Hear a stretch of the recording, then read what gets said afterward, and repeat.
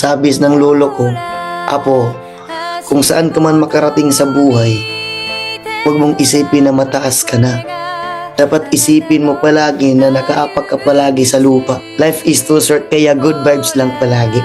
Dapat kailangan sa buhay, meron ka talagang respeto sa iyong kapwa. At saka maging humble ka lang palagi. Sabi nga nila, kung saan ka man dadalhin ng panahon, huwag kang makalimot na saan ka galing. Ito lang talaga sa sarili at respeto sa nakakatanda, at saka maging humble ka lang palagi.